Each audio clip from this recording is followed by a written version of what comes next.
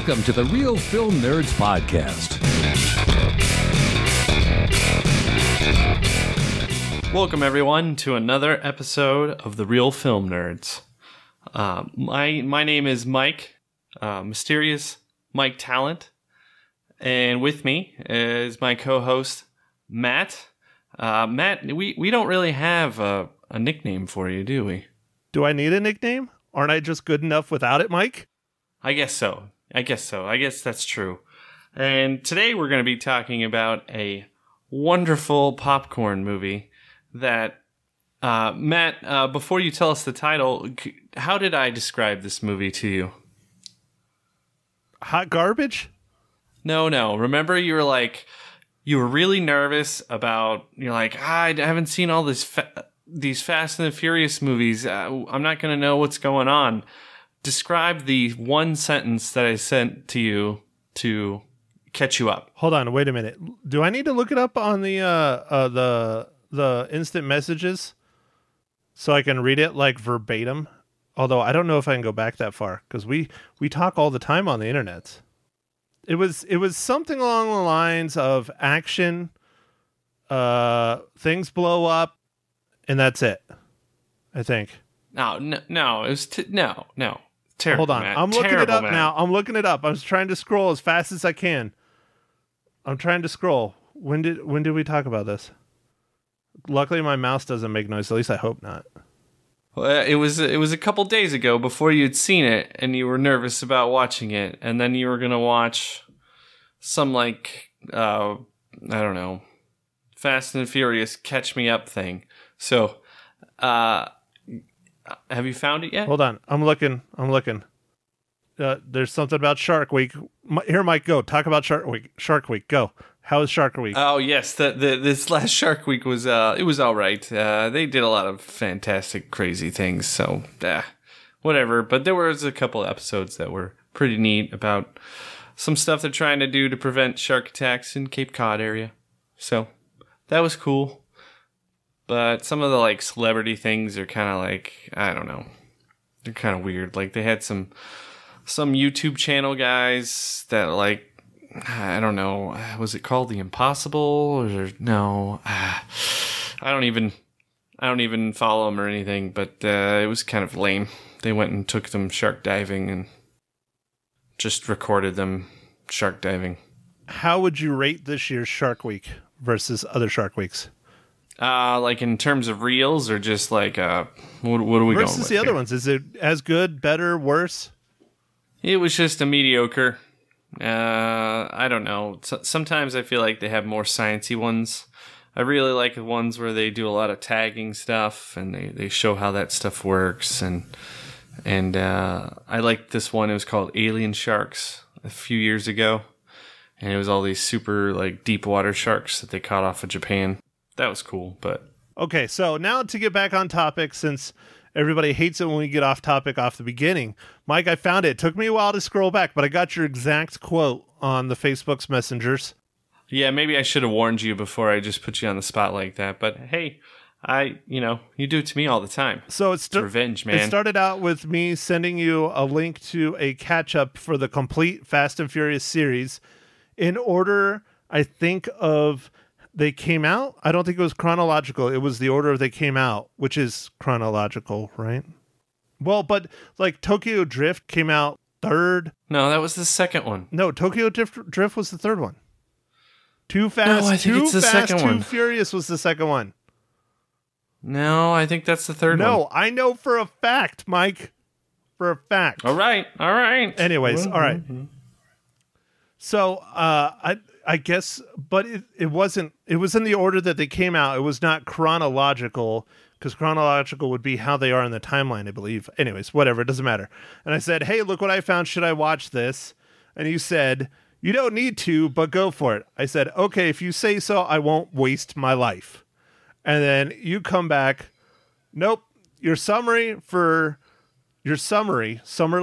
yeah, there's an L in there. Your summarily, Jason Statham, bad guy, gone good, and The Rock, good guy. They did not like each other. Okay, you're ready. And then I laughed. That was a lot farther in our conversation than I thought. I didn't realize we talked so much on Facebook. messenger. So with that, Matt, what is the movie that we are going to be talking about today? Oh, yes. Oh, do I get to do the rundown? Oh, because you did the intro. I get to do the rundown, right? No. Well, I mean, sure, if you want. Are you ready for that? Hell yeah, I am. I'll do it. I didn't practice, but I'll do it. All right. Real Film Nerds podcast episode 127. We are talking about Calvin and Hobbs. I mean, Fast and Furious presents Hobbs and Shaw. Nice. I like what you did there. See, I just gave it a little shout out for you. All right, Mike, you want the rundown? Yes, give it to us. All right. Hobbs and Shaw was directed by David Leitch from Deadpool infamy. Writers Chris Morgan, Drew Pearce. There's another one. Based on characters created by Gary Scott Thompson. It stars Dwayne "The Rock" Johnson as Hobbs, Jason "The Bald Guy" Statham as Shaw, Idris Elba as... See, I said Alba, didn't I? Like Jessica Alba. Damn it, Elba. Yes, Elba. Yeah, you did say Alba. Yeah, like Jessica. Oh. I feel like an idiot. Oh, well. Idris Elba, who is the self-proclaimed bad guy in the film.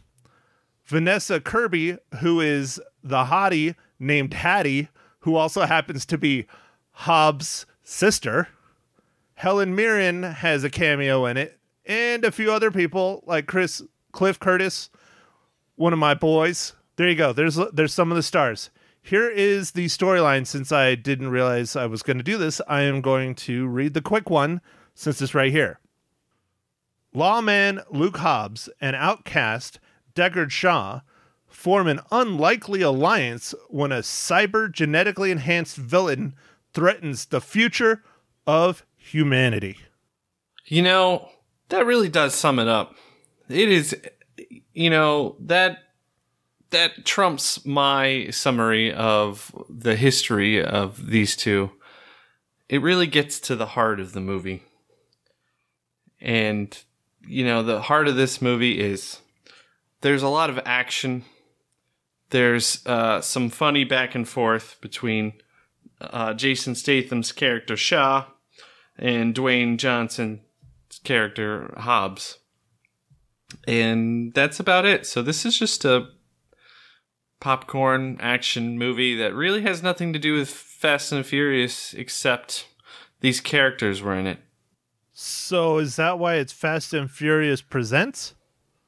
Yeah, I think it's kind of like I would say it's a spin-off for a movie, which, have we had that before, really? I know they've done that so many times in, like, sitcoms and stuff, like Frasier from Cheers, or I'm blanking on other ones. What do you consider a spin-off? Because to go to my favorite franchise in the Star Wars world, we have the main films, the saga, as they refer to it.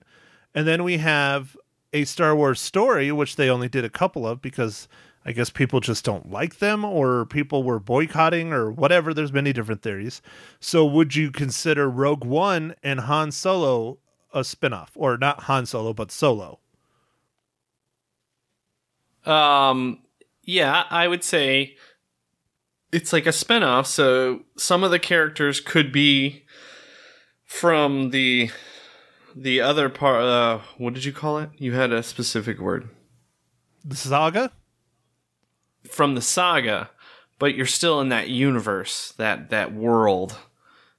And so there doesn't have to be as much explanation about how things are, because you can focus more on different characters doing different heisty things or whatever they're going to do. Okay, so then, yes, we have had it before with Star Wars. But yeah, that's what they call the 9 films, soon to be 9 films, is they call that the Star Wars saga. And then everything else was a Star Wars story. Well, Mike, to get back on Hobbs and Shaw, because I'm sure people want to hear about that instead of Star Wars. It's not a bad movie. It's just there's no substance. The action isn't like Mission Impossible. I know I'm probably going to compare it a lot to Mission Impossible. Mission Impossible are like more realistic stunts, practical stunts.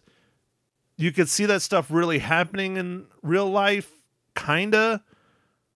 But on Hobbs and Shaw, there was stuff in here where it was like that defies physics. Like just flat out defies physics. Well, Matt, it's okay, man. When you go see a movie like The Fast and the Furious, you just got to check reality. So I guess it sticks to the Fast and the Furious motto is nothing is really real that they're doing, because there's no way that they're going to have cars going underneath semis and all this weird things, and everyone's getting shot at, and then everyone afterwards is like, all right, cool. Like, it's not going to be like that. And we didn't have like a montage about family and all that stuff. But, I thought it was, as long as you just check reality at the door, it was great. It's just dumb, fun action. And, The Rock is entertaining, and Jason Statham together, they had some pretty funny scenes. I thought they were pretty funny, at least in the beginning. So, I don't know. They had a good, almost like buddy cop type movie chemistry, Yeah, it's totally what this is. This is a buddy cop film for the Fast and Furious franchise. I thought it was fun. Yeah, the action's fantastical. Oh man, there's some things like, no way. But the last Fast and Furious, Matt, not that you're gonna see it, but they were like messing around with submarines and driving them in the ice, and they controlled drones, and they hacked the one cell phone tower and could control the drone. Did they crash a submarine into a building? Into a skyscraper? No, but they did crash, I think, a Ferrari into a building in Dubai. Because, that's what you do. Well, of course. I mean, what else do you do in Dubai? Oh, Matt, we also have to talk about, since this is Fast and the Furious, Mags, my wife, was saying, I said there's not really any car stuff in it. And that's not entirely true, but it's not like a typical Fast and Furious where there's a lot of emphasis on cars. Right. That's one of the things I was going to get to that disappointed me about this film, because to go back to the history of my Fast and Furious watching days, the last Fast and Furious I watched was Tokyo Drift, and it was so bad, I said I will never watch another one of these movies again. But even that one, and the first one, and Too Fast, Too Furious, it was about the cars. It was about cool cars you would never see in your life, rolling around on a road, doing stuff that they shouldn't be doing with these cars. They should be in a museum, or they should be, turned into money because they're worth a lot. This had one car in it, and it was totally unbelievable. They had a McLaren in it, and I swear to God, I can't fit in a McLaren. There's no way in hell The Rock is going to fit in a McLaren, let alone with someone else. 3 people in a 2-person car, and one of them's The Rock. There's no way in hell he's fitting in that car. I'm sorry. I also questioned that, but then, at the same time, I'm like, oh yeah, check reality at the door. And look in the movie. They don't even show him getting in or getting out of the car. Oh no, absolutely not. That would be a sight for that. I mean, that might be in the outtakes or something, man. I bet that's funny. Even if they tried it, I imagine it was some sort of I don't know, set or something that kind of looked like in a car. I don't know what they do. Maybe it was just green screen. Who knows? It had to be because there's no way in hell he would fit in that car. Yeah. So what Maniacal Mag say? See, she even has a nickname. Yeah. Yes. Maniacal Mag said that it can't be a Fast and Furious movie if there's no car, and I was like, well, it is. But there was really no like car stuff. I mean, a little bit, Matt, I guess, without spoiling it yet, the end scene with a flying vehicle, I guess there was some stuff, but it wasn't really emphasized about what they were. I don't know. I guess it's the big kind of finale scene. Which was, I really had to dispense reality with that one, man. Like, really bad. Yeah, suspend your disbelief, Matt. Suspend your disbelief. Oh, it was bad. It wasn't bad. It was entertaining. Don't get me wrong. I don't hate this movie. It was extremely entertaining, but you said there's heart. There is no heart in this movie. I'm sorry. There's nothing. There's nothing beneath the surface. What the surface is the surface. That's the movie. That's what you get. That's why people go and see these. There's nothing wrong with it. It's fun. It's entertaining, but it's not one you're going to be talking about or that's going to be studied years later or whatever. Yeah. I mean, but when I was proposing that we watch this movie, I felt like I might be asking you to go to karaoke and sing Let It Go from Frozen. Like, you seemed really apprehensive, but then once you got into it, you were excited, you know? You're like, let it go, and you just start singing. I don't know about apprehensive is the word. I just was like, well, I haven't seen literally, 6 films? I don't know. How many Fast and Furious are there? I think if you count this one might be the 9th. Yeah, so I haven't seen 5 films. Yeah, I haven't seen 5 films out of this entire franchise. And you want me to see the most recent one with 2 characters I have no idea who they are. I know who the actors are. I have no idea who the characters are, though. So I do know that the young lady that played Jason Statham's sister is very pretty. I like that. Vanessa Kirby. She was quite attractive. Yeah, well, Matt, unlike your saga thing, the story doesn't matter. Damn, dude.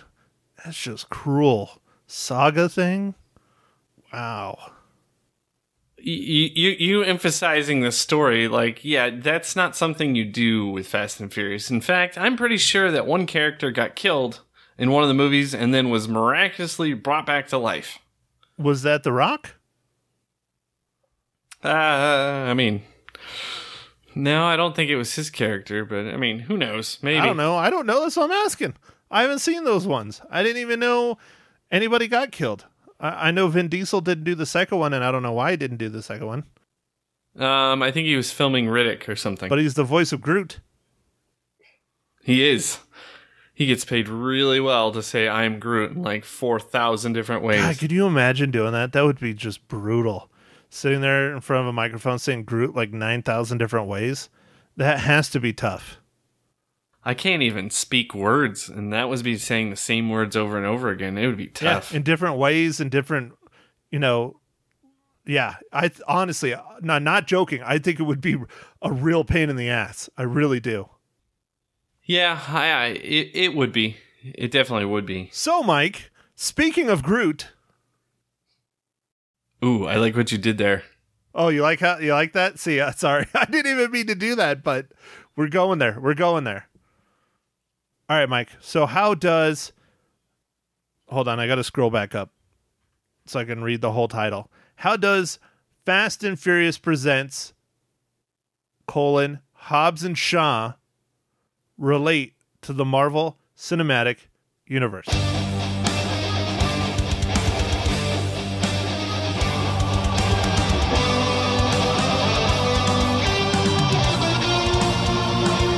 Well, Matt, thanks for asking. This one was pretty easy. The genetically enhanced super soldier, played by Idris Elba. So you butchered it way worse than I did. Idris Elba. Idris Elba. Man, I was all trying not to butcher it. Anyway, he is in plenty of MCU movies, but his first one he was in is Thor as Heimdall, and he's continually is always that character, but he is in several Thor movies and Avengers and a lot. He's in a lot of the movies. I didn't write them all down, but So this one was pretty easy. I like it when it's easy. But, oh, Matt. I know. I was waiting for you to finish. That's what she said. There it is. I was just waiting for that. Oh, and I'm disappointed you missed that. I was just waiting for her to finish. Oh, God. It's awful. Yeah, that is awful. But, so I guess, Matt, with that, we are clear for spoilers. You mean we're done with the podcast? No, we're not done with the podcast. Oh, but I did want to ask you, Matt, as a slight side thing, is Matt, what are you drinking today? Well, Mike, thanks for asking.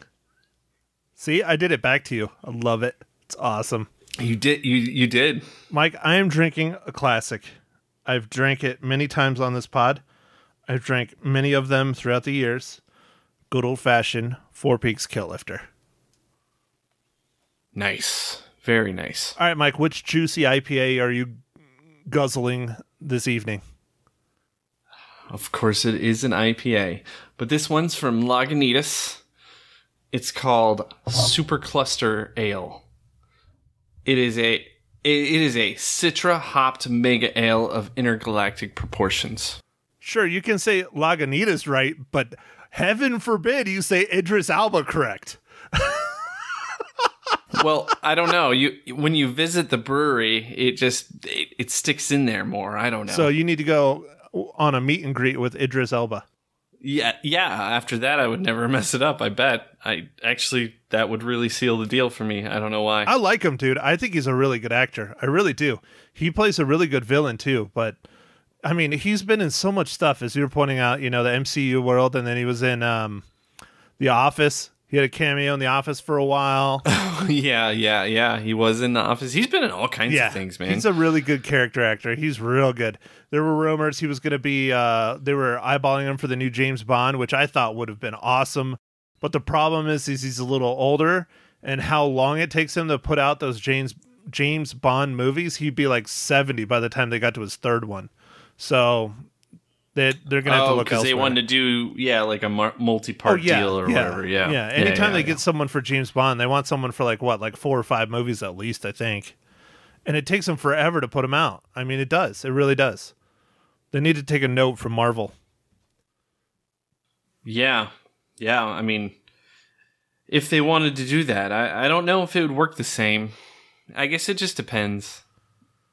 So, all right, Mike, other than Idris Elba being a really badass villain, what other things were cool that you liked in Hobbs and Shaw? I liked the American British ripping on each other. Like there's a couple scenes where towards the beginning of the movie where The Rock and Jason Statham, Hobbs and Shaw, are just ripping on each other when they find out who they're supposed to be working with, which is each other. And it was really funny because it was like Shaw was talking British slang, tearing down The Rock, and The Rock was talking American slang. I thought that was pretty funny. It was entertaining to me. I was laughing.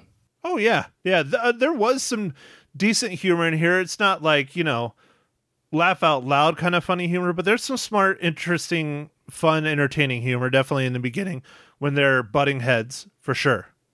So that was fun for me. I guess this movie, the Fast and Furious franchise, man, has this thing about always emphasizing family. And this had just a teeny bit of that in here with Shaw's character wanting to protect his sister. And then Shaw's character and his daughter never have seen where he came from, which I guess is Samoa. Yeah, Hobbs. So yeah, that's an interesting one because I mean, seriously, I don't want to get too crazy about it. I mean, they like to cast who they can cast, but I mean, I'm not sure The Rock is Samoan. I don't think he is. Yeah, I don't know if he is or isn't, but I mean, it was fine. I mean, Cliff Curtis, who plays Hobbs's brother. He's played poor guy. I love Cliff Curtis. He always has smaller roles though, but he's played Mexican guys. He's played all kinds of different races. Cliff Curtis is from New Zealand. He's one of the I'm not sure, and I don't want to mess it up, so I'm not going to say it, but he's one of the indigenous people of New Zealand, not Australia, New Zealand. So is that the Kiwis? Well, if you're from New Zealand, they say Kiwis, but that's not, Oh, okay. All right. I mean, that's not. Sorry. Politically correct. Okay. I got it. I don't know anything. He is. I'm going to screw this up. Maori, Maori descent. Okay. Cool. Which is actually like two different tribes or something, or I don't know. Anyways, I'm not even going to try and guess. But he was in was he in Crocodile Dundee? And he played like he's been in all kinds of stuff. He played like a Puerto Rican guy in Crocodile Dundee, I think. I mean, he's been a lot of stuff. Yeah, he was in the Meg just last summer. Blow. He was Pablo Escobar in Blow. He was in Columbiana. Like that was Smiley a great movie. In Training Day. Oh yeah, Training Day. He was in Live Free or Die Hard. I mean, he's in all kinds of movies. He's in a lot of stuff, and he has never ever played like his actual ethnicity. I understand you got to cast who you want to cast, and he is a fantastic actor. I would love to see him get a leading role. Oh God, we are in spoilers, so I'm going to throw this out there. One of the biggest upsets. I'm a big fan of The Walking Dead. I'm not a huge fan of Fear the Walking Dead. I'm not a huge fan of what they have done recently with The Walking Dead TV series. Comic book is way better. I'm not a fan that they ended it so abruptly, but hey, you got to do what you got to do. But I was so pissed in Fear the Walking Dead when they killed off his character just for a pure shock factor. There was no other reason to kill him off. It was 100% shock factor. I was so mad because I was like, man. And then they start killing off, a bunch of other characters. I stopped watching the show because all the good actors and all the good characters were killed off. I stopped watching it. I have not watched the last 2 seasons. It's just ridiculous. Oh, man. Yeah. I know you don't watch Fear. Do you watch the regular Walking Dead anymore? I haven't seen it. No, I haven't seen it in a while. Just been too busy with all these other things. But The Boys. Ooh, I will. The Boys. I will give a shout out for The Boys. Dude, yeah, man, The Boys is awesome. That was incredible. I love that show. I really love it. I love it so much. I think I'm going to read the comic book on it. Yeah. So The Boys is streaming on Amazon Prime for anybody who's interested. It is a how would we say this, Matt? Like an not an anti-superhero, but like a what if superheroes were more common in today's world, what they would really be like not this. It's more of a realistic take on superheroes in certain ways and the moral ambiguity that they have and the social commentary that they put out, which does pertain to our world today, about when you have all this great power, what you would do with it, how power corrupts and things like that, even the good and all that stuff, and how it was incredible. Yeah, it's such a good show. I really, really enjoyed it. Yes, fair warning. Hopefully we won't talk too much about it, but I really love the show. I watched 1 episode a night until I got through all of them, and there's only 8. But fair warning, it is extremely graphic, extremely. No questions about it. They push the limits, and there is a fair share of sexual content. Not a ton of nudity. There's some, but there are some disturbing scenes of, forced sexual content, I guess is a good way to put it. Yeah. I'd never seen a warning like the one they have before this show. It's justified though. It's over the top. It's very, I don't know if you watch Preacher. There's another one done by Seth Rogen and Evan Goldberg, also based on a comic book that they loved growing up. The Boys wasn't so much when they were growing up. They're around our age, so they were, probably just out of college when they started reading The Boys. Yeah, this is a more recent comic The book, Boys was 2000 and 2006, I think. Oh, 2005, okay. somewhere in there. Ran for many, many issues. 72, I think. But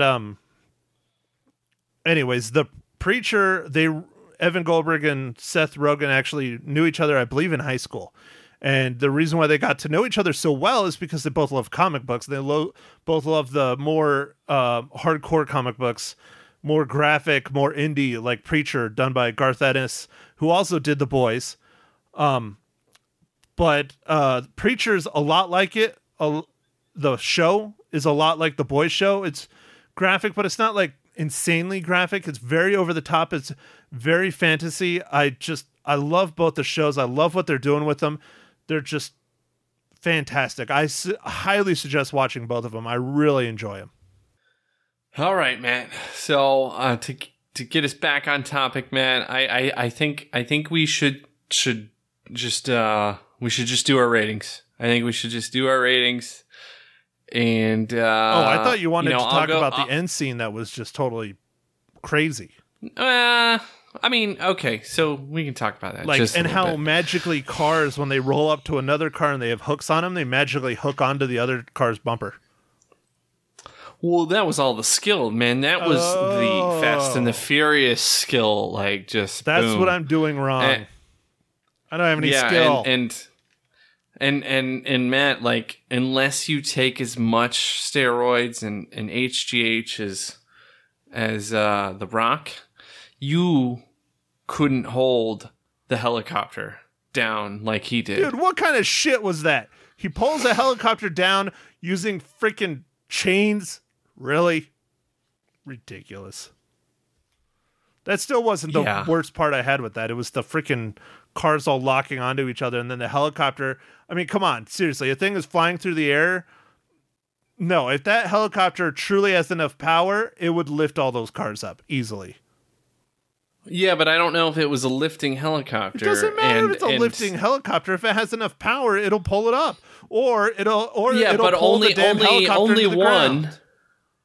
Yeah, but only one. I think. I don't think it would have been able to pull up as many, because so you know how helicopters work, man. They're kind of like defying gravity already, so. Unless you have the crazy ones that are built for like heavy lifting, like you can't have a bunch of people in the helicopter and then lift all this stuff. Like, weight is everything flying. You know this. You know this, Matt. Intimately. I do more than average. Not like a aerospace engineer or something, but just based on what I do for fun on weekends. Yeah, I knew that more than average because the thrust to weight ratio I like to have on my airplanes is 3-to-1. Yeah. So, but no, it was pretty ridiculous. Sorry, it was like seriously, the helicopter would have crashed or something because it would have just been. Anyways, it was cool to see. I guess I don't know.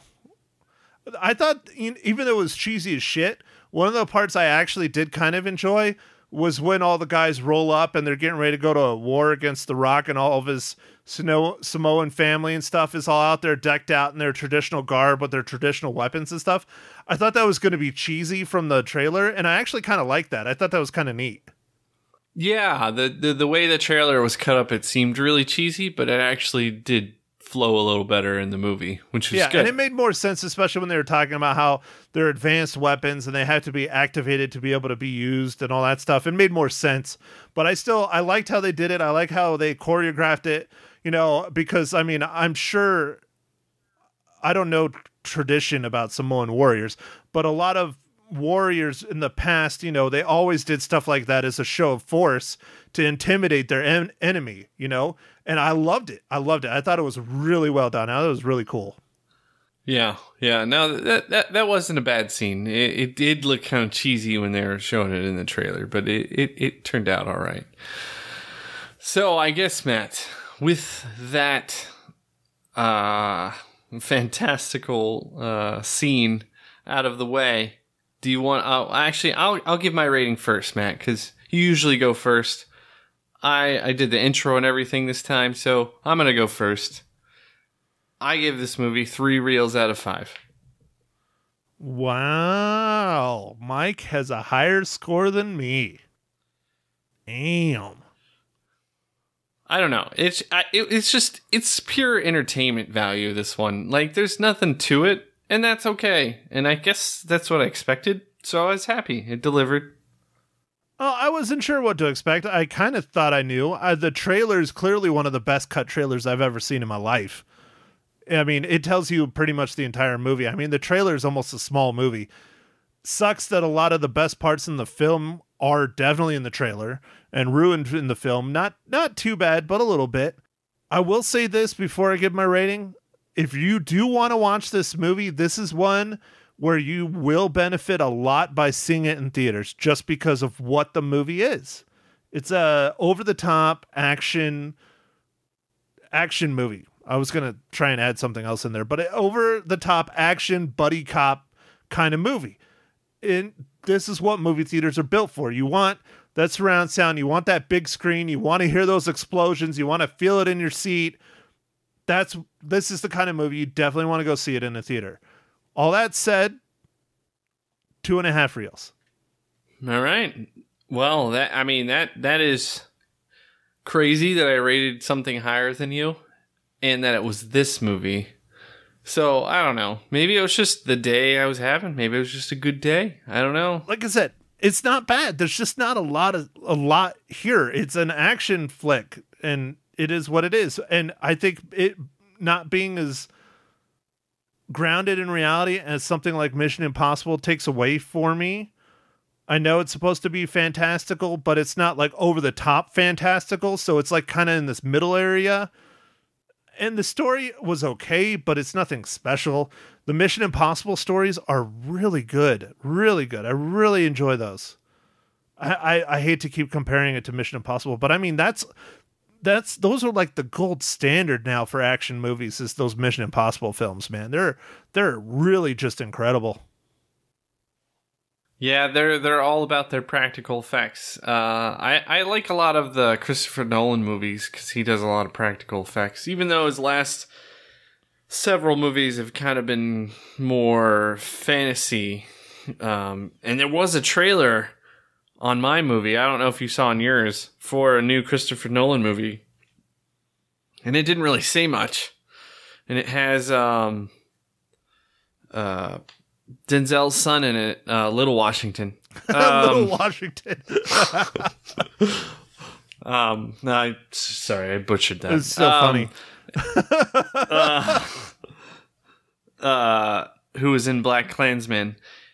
And it doesn't say like hardly anything, and it was like it's like July 2020, and I was like, damn it, I missed it, because I'm like, it's August. Oh, 2020. Yeah, no, you got a ways. Well, what's the movie? You got me on the edge of my seat. Oh, it has a weird name. Stand by. Oh, hell. Okay, well, one of the trailers that I'm excited about, actually there was two, I don't remember the titles, but there were two trailers on Hobbs and Shaw for me at Harkins here in Prescott, beautiful Prescott, Arizona. They were based around World War I, and I love my history, and World War I is a fascinating time period, and we haven't had a whole lot of really good modern films based on World War I, and I am kind of excited to see those. Yeah, I saw that one as well, at least one of them, and it was all about trench stuff, of course, as World War I, but this guy, or these two privates, or I don't know what their rank was, were ordered to go tell these other guys that to cancel the mission, otherwise they're all going to die or something. And I think that was 1917 is what they were calling that one. Yes. Yeah, which is literally the last year, I think the last year of World War I. But anyways, that one looks good. There was another one, and I don't remember it, but it's interesting. We have two of them coming out, or at least the trailers were on this. Anyways, I'm looking forward to both of those. I like my historical films. Yeah, so the movie, Matt, I found it on the interwebs. It's called Tenet, Tenet, and it's John David Washington is Little Washington. Dude, I like Little Washington better. It's like Little Wayne. It's got Robert Pattinson in it, and Michael Caine, kind of course. And that's really like the trailer was just like a super teaser. It was like 30 seconds, and I have no idea what the movie was about. Really, it was like I think it said something about the evolution of man. So it's like a sci-fi film, and I don't know. I honestly couldn't tell you. It shows a few frames of John David Washington kind of looking at something, and that's like the end. And I loved it, and I was like, that looks like a... And then it was all Christopher Nolan. I was like, oh, yeah, that's what I would have said it was. Guessed it.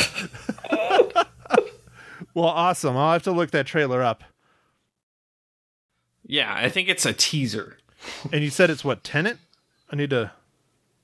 Tenet, yeah. Oh, I'll try and add that to my show notes here. All right, well, Mike, I think that is plenty of us jabbering on. You got to go to bed because you're an old man and you live on the East Coast in Entercourse, Pennsylvania. But quickly, I kind of like this. I don't know if our fans like it. If they would ever email us and give us some feedback, we would know what to keep and what to do and do away with and stop talking about and all this other crap, and how to make the podcast better so we grow and get more listeners. But, Mike, I like this when we discuss what we're going to go watch next week. I have 2 films that are in the theaters that I would not mind seeing. One clearly is going to shock you. That is the one I would prefer to see next week. And that's Scary Stories to Tell in the Dark. That doesn't shock me, man. I'm sure you read the books like I did when we were kids. Oh, yeah. Loved the books. I was trying to ask my mom if she knew where they were, and I'm sure they're somewhere in the house, my parents' house. I want to hunt them down. The artwork was as good as the stories in that book, man. I really want to see that movie, especially since Guillermo del Toro's involved with it.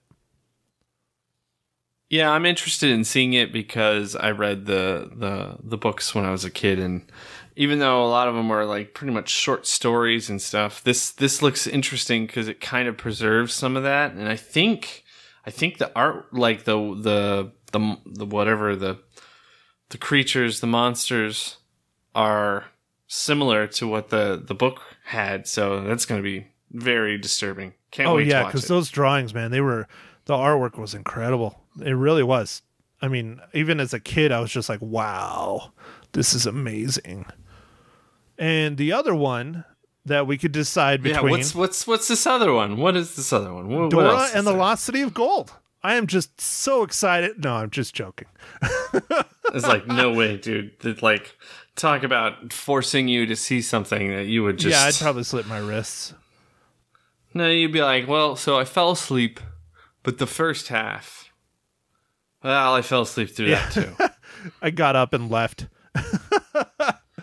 No, it's The Art of Racing in the Rain.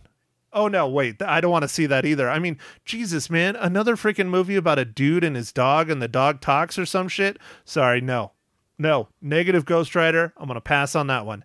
No, really, it is The Kitchen. Have you seen the trailers for The Kitchen? No, I haven't. Oh. Okay, so I don't know. It looks interesting to me. I've seen the trailers multiple times now. It looks interesting to me. It's a I could take it or leave it kind of thing. We'll see. I like the cast. I like the premise. Here, I'll just real quick. If you guys don't want to hear it, go ahead. We're done with the pod. But I'm going to help Mike out with this. All right. Here's the synopsis for The Kitchen. The wives of New York gangsters in Hell's Kitchen in the 1970s continue to operate their husbands' rackets after they're locked up in prison. Oh, okay. The wives are played by Elizabeth Moss, Melissa McCarthy, Domhnall Gleeson, Tiffany Haddish. Common is the co-star in it. Just the casting just looks fantastic. I would love to see Melissa McCarthy actually, do a good role in a dramatic role. It looks interesting. Well, I heard she was good in that the book movie where she was an author that stole letters or something. Oh, hold on, I'm gonna find out what the name of it is. Yeah, I never saw it. Can you ever forgive me? Can you ever forgive me?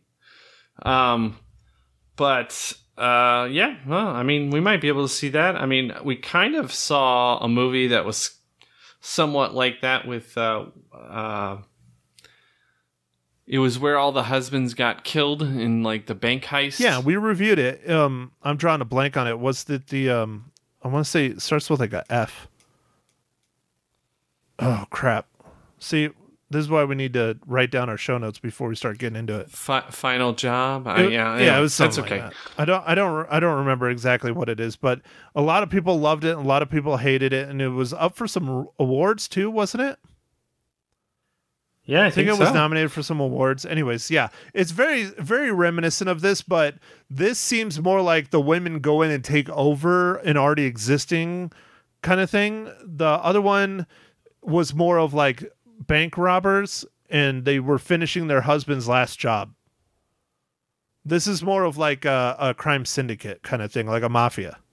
Yeah, Matt, I did see a trailer for this movie, so I'm curious in this one. It's called The Peanut Butter Falcon. Oh no, I heard about that. It's got Shia LaBeouf in it, and another guy who's got Downs, and they go on kind of an adventure, and it looks interesting. So I don't know. I know we have too many movies to watch. So I think what we should stick to is scary stories to tell. Let's say in the definitely dark. Scary Stories. If we have time, maybe The Kitchen, or maybe the one that we were promising for doing number 2 this week, which was a tributary on The Revenger. Yes, Matt, which I did watch. Oh, did you? I still haven't finished it. I have 30 minutes left. But yeah, no, I watched it. But what'd you think? I liked it. But well, we could talk about it in a pod. Yeah. We'll talk about it in a pod. To find out more, you'll hear about it in the pod. Well, let's do our podcast maybe next week, since we didn't get to it this week. But the biggest reason why I wanted to watch that was just hands down, 100%, the fight scenes. The fight scenes just reminded me of the classic 80s fight scenes, 70s fight scenes, martial art fight scenes, Bruce Lee. It's just very reminiscent of that kind of fighting style. I just loved that. Yeah. Well, it definitely has awesome fighting scenes. But tune in to our next pod to find out about that on, was it episode 128? Are we going to do that for 128, or are we going to do Scary Stories for 128? Oh, I don't know. Dang it. All right. So one of those will be 128. The other one will be 129, maybe. It depends if we could get 2 recorded in a timely fashion. It seems to be more and more difficult every day. But we'll do what we can, folks. We'll do what we can. Yes. So I think with all that, Matt, I think we should just wrap it up. Do you want to close this out, Matt? Oh, crap. What do you always say? Thanks, everybody, for listening. Do not forget to tell your friends about our podcast. If you can, do us a favor and subscribe, share, follow us on all the social medias. But above all, if you don't do any of that, join our fan group on Facebook too. That's another fun one. But above all of that, if you don't do any of that, at the bare minimum, go and rate us on iTunes and leave us a review on iTunes, because that is where almost everybody downloads their podcasts. So if you give us a review, give us a rating on there, we pop up in more people's feeds that are looking for movie podcasts. Hopefully we'll get more listeners that way. We don't care if you give us a bad review. Go for it. Just give us a review on iTunes. So thanks everybody for listening, and we will chat at you next week. Thank you for listening to The Real Film Nerds. Now don't forget to follow us on Facebook, Twitter, and Instagram at Real Film Nerds. Now go out and catch a movie.